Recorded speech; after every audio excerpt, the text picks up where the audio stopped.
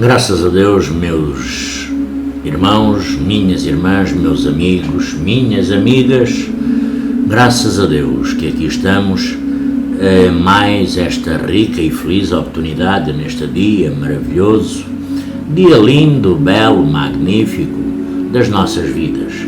É mais uma verdadeira oportunidade para nós podermos fazer a mudança, as alterações nas nossas vidas, o melhoramento dos nossos espíritos, o crescimento da nossa condição espiritual, para um dia usufruirmos dessas bênçãos. Então nada melhor do que agradecer a Deus Pai Todo-Poderoso, a Jesus Divino e Amado Mestre, a sua Mãe, a Virgem Santíssima. Também agradecer a presença luminosa dos nossos abnegados mentores, espíritos guardiões, espíritos de luz, espíritos de amor, anjos da guarda. Aqui não importa, é da maneira que lhe queiramos chamar.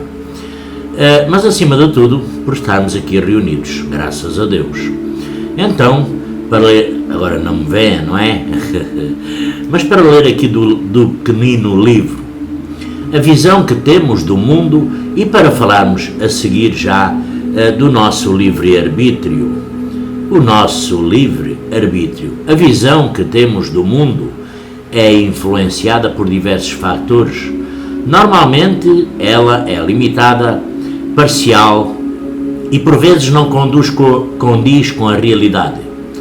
É importante não nos fecharmos no nosso próprio mundo, mas, ao contrário, abrirmos-nos ao outro, às ideias novas, aos conselhos dos amigos e dos familiares.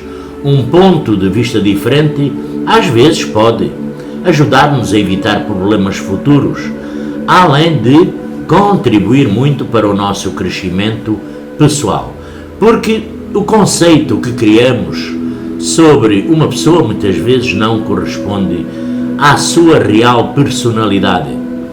Resistimos a relacionarmos-nos com ela sem querer, sem sequer a conhecer. Quando a conhecermos, as suas virtudes podem ser tarde para reparar algum erro ou juízo final que nós fizemos.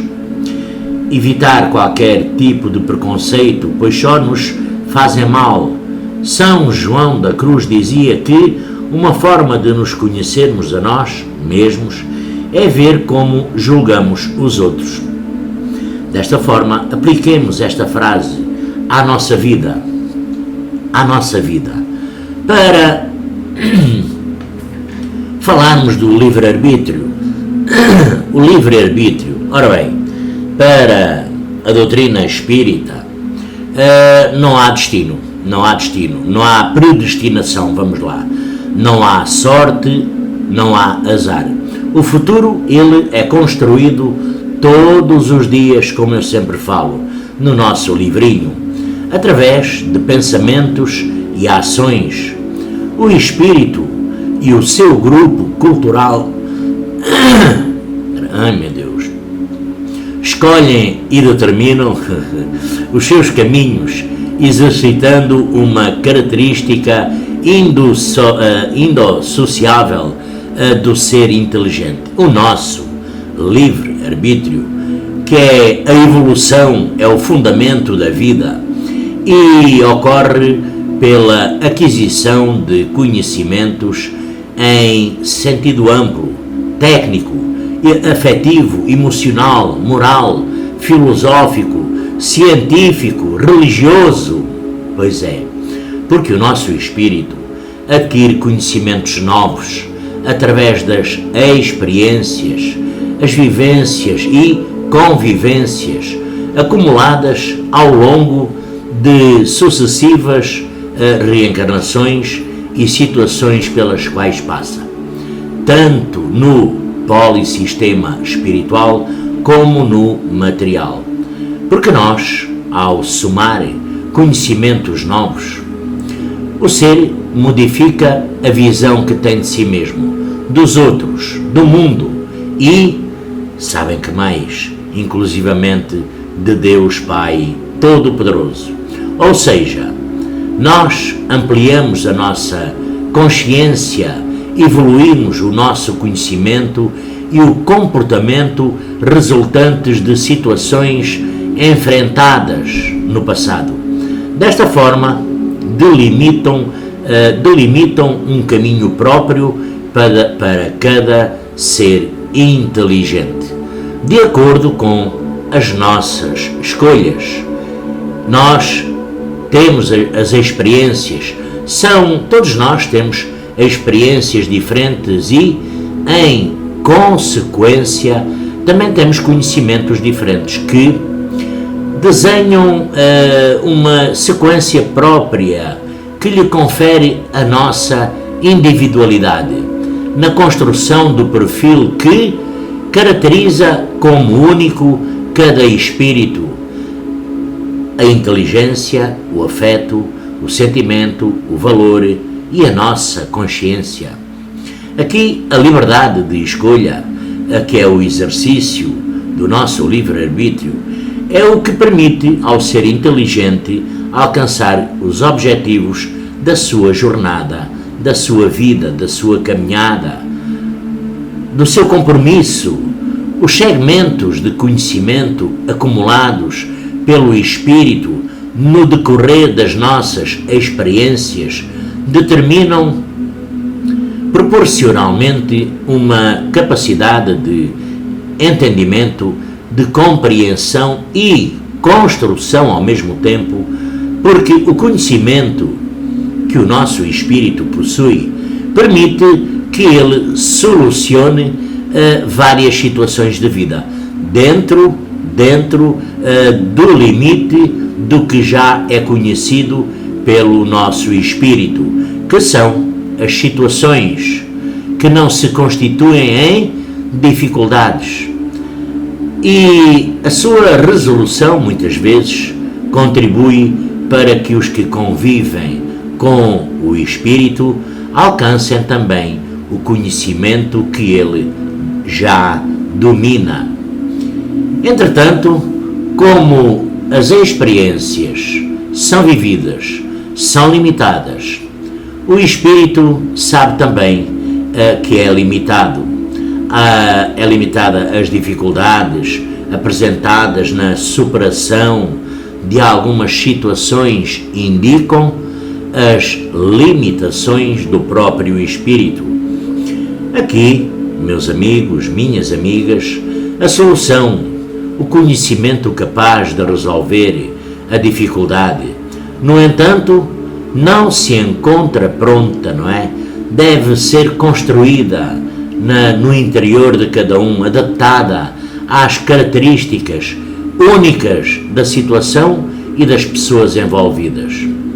A construção da resposta se faz da própria experiência do espírito ou da experiência acumulada pelo outro espírito encarnado ou desencarnado, que será adaptada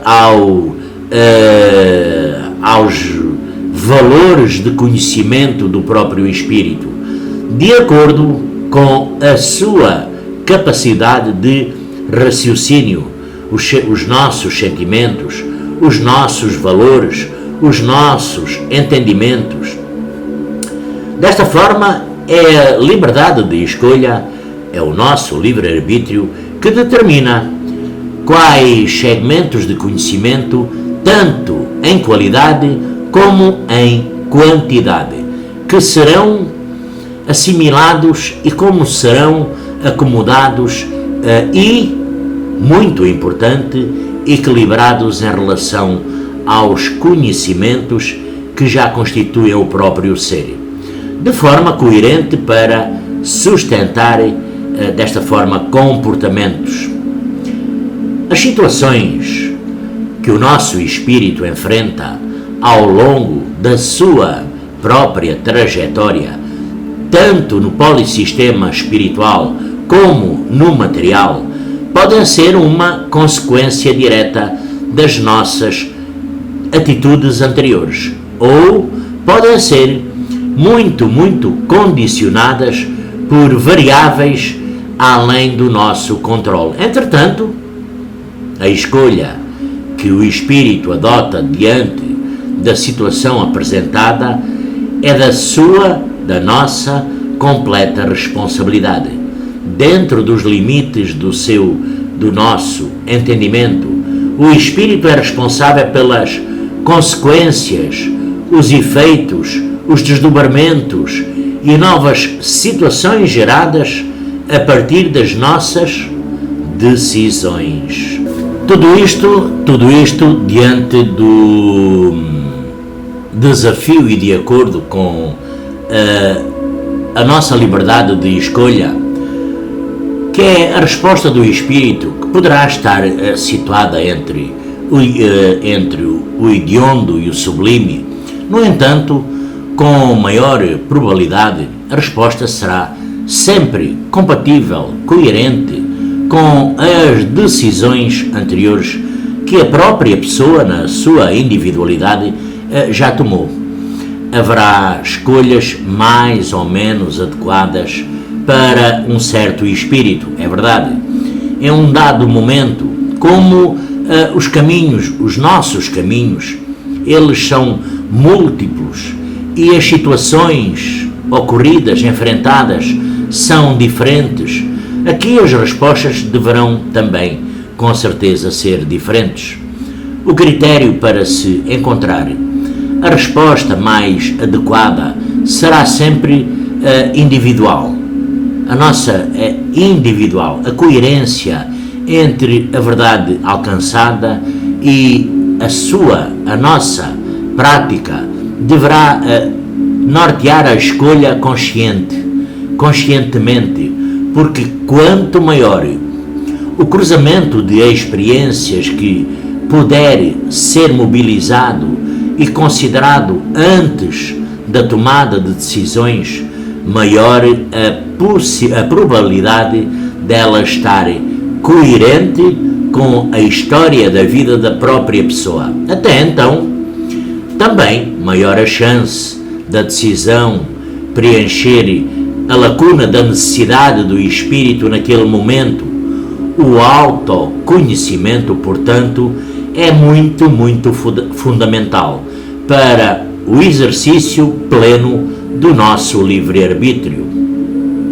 Porque as escolhas que afastam o ser inteligente da coerência com a sua história propiciam desdobramentos com menor qualidade ou quantidade de experiências e, consequentemente, reduzem o aproveitamento daquela sequência de experiências que nós tomamos todos os dias na nossa vida. Muitas vezes, no entanto, as consequências de uma atitude, as consequências de um pensamento podem não ser tão significativas, é verdade.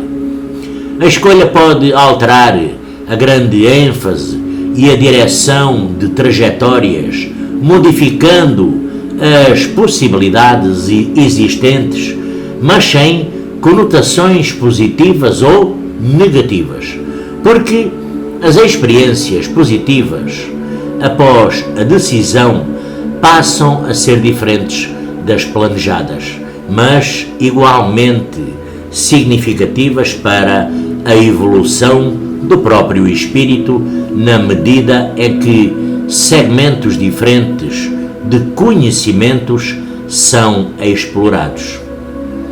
As consequências que se seguem ao exercício de escolha propiciam experiências que vão contribuir para o grandioso crescimento do próprio espírito, na medida em que ele, consciente, se empenha em aproveitá-las. O espírito, o nosso espírito, cresce na medida que se esforça para preservar ou ampliar as experiências que são favoráveis ou até modificar as que não são adequadas.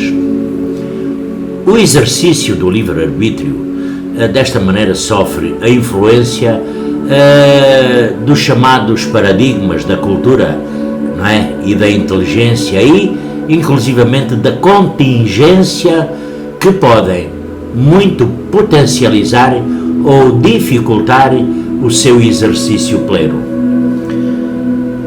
As influências sobre o nosso livre-arbítrio são, em primeiro lugar, muito relativas ao conhecimento alcançado. Quanto maior o domínio sobre um segmento de conhecimento, tanto maior será o entendimento e a responsabilidade sobre as decisões. Porque as decisões tomadas por uma pessoa no exercício pleno do seu livre-arbítrio podem alterar, potencializar ou limitar o exercício do seu livre-arbítrio, do livre-arbítrio de outras pessoas.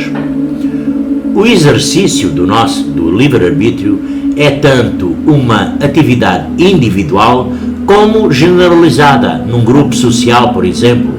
As limitações e as capacidades do nosso espírito se relacionam com os mais variados grupos, ajuntamentos. As limitações e as capacidades desse mesmo grupo, religiões, enfim, refletem a soma da mentalidade dos seus membros, determinando uma massa crítica que sustenta ou até, de certa maneira, inibe algum tipo de comportamento. O meio cultural no qual um espírito está encarnado determinará um quadro dentro do qual ele passa a se mover. Este quadro facilita atitudes e comportamentos na medida em que algumas soluções já experimentadas estão à disposição, como por exemplo, em contrapartida pode limitar ou aceitar apenas comportamentos com características aceitas pelo mesmo grupo, dificultando a exteriorização das potencialidades do espírito, atitudes que atuam contra a mentalidade dominantes do meio cultural. Desta forma, com certeza, exigem um maior esforço para a sua sustentação, necessitando do apoio de um referencial diferenciado. O grupo cultural evolui, muda seu comportamento na medida em que seus membros evoluem, ou seja, esforçam-se para romper as suas limitações, que também são, em parte, as do grupo. O grupo, a doutrina, o ajuntamento, não esquecendo de considerar aqui também a família, não é? Que poderemos determinar crítica, inibir, sustentar, reforçar, permitir, propiciar, direcionar, induzir, limitar e estimular pensamentos e atitudes. O meio cultural é a maneira pela qual uma pessoa compartilha as suas experiências com os outros. A inteligência como capacidade de resolver problemas determina uma ou algumas abordagens preferenciais que selecionam o que será considerado como um problema. Aqui as respostas, muitas vezes alcançadas, e os caminhos que serão utilizados. Só há facilidades por um lado. Por outro, limitam-se muito as opções. A forma pela qual a cultura, muitas vezes associada às características biológicas, estruturou muitas vezes a inteligência direcionada a soluções de problemas. Há ainda também afetando o livre-arbítrio as chamadas contingências, entendidas como incertezas sobre se uma coisa acontecerá ou não, o que pode ou não suceder. o eventual, o incerto, determinado por variáveis fora do controle da vontade da pessoa ou dos grupos envolvidos, não é? Porque o nosso espírito, o espírito que reencarna, se submete a algumas condições pelo fato de estar na Terra, aqui fisicamente, que também afetam o exercício do nosso livre-arbítrio. A alimentação, o sono, o envelhecimento, as limitações do físico, da visão, da audição, as formas de comunicação, as condições do meio ambiente e por aí vai. Dentro dos conceitos fundamentais que compõem o núcleo do Espiritismo, o livre-arbítrio é o aspecto da lei maior que sustenta a evolução do universo inteligente. Livre-arbítrio é a ação do espírito no limite do seu conhecimento e responsável na medida do seu entendimento, ou seja, do nosso livre pensamento. Meus irmãos, minhas irmãs, meus amigos, minhas amigas, agradecendo por esta rica e feliz oportunidade, que Jesus, divino e amado Mestre, nos ilumine e nos abençoe. Graças a Deus.